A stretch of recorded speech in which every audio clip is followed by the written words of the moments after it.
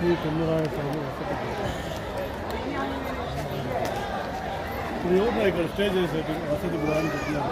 అదే పూజ చేసేవాళ్ళు లోపల గుళ్ళో పెళ్లి చేసేవాళ్ళు ఆసానికి వస్తారు, చాలా దూరంలోకి వస్తారు.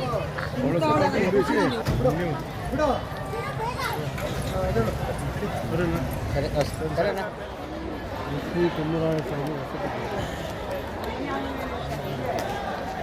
ఇప్పుడు ఎవరు ఇక్కడ స్టే చేసేది వసతి గృహాన్ని పెట్టినారు. అదే పూజ చేసేవాళ్ళు లోపల గుళ్ళో పెళ్లి చేసేవాళ్ళు ఆసానికి వస్తారు, చాలా దూరంలోకి వస్తారు.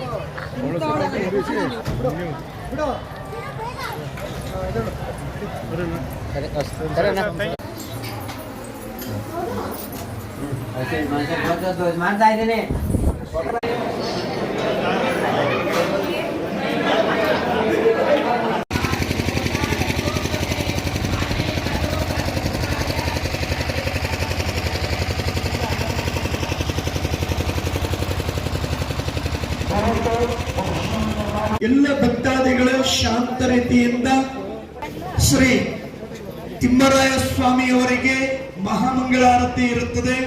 ನಂತರ ತೀರ್ಥ ಪ್ರಸಾದ ವಿನಿಯೋಗವಿರುತ್ತದೆ. ಎಲ್ಲರೂ ಎದ್ದು ನಿಂತು ಸ್ವಾಮಿಯ ಮಹಾಮಂಗಳಾರತಿಯನ್ನ ವೀಕ್ಷಿಸಿ.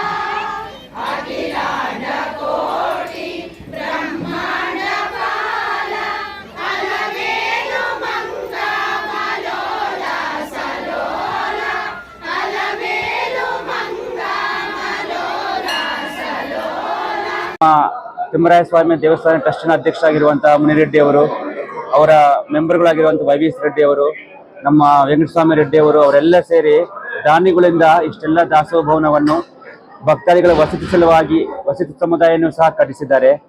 ಮುಂದೆ 10 ಹಲವಾರು ಯೋಜನೆಗಳನ್ನು ಹಾಕೊಂಡಿದ್ದಾರೆ. ಲಕ್ಷ್ಮೀ ದೇವಸ್ಥಾನವನ್ನು ಕಟ್ಟಿಸಬೇಕು, ಪುಷ್ಕರಣಿ ಅಭಿವೃದ್ಧಿ ಮಾಡಬೇಕು, 7 ಎಕರೆಗೂ ಒಂದು ಕಾಂಪೌಂಡ್ ಮಾಡಬೇಕು, ಇತ್ಯಾದಿಗಳ ಅಭಿವೃದ್ಧಿ ಕಾರ್ಯಕ್ರಮ ಹಾಕೊಂಡಿದ್ದಾರೆ. ಅದೆಲ್ಲ ಬೇಗ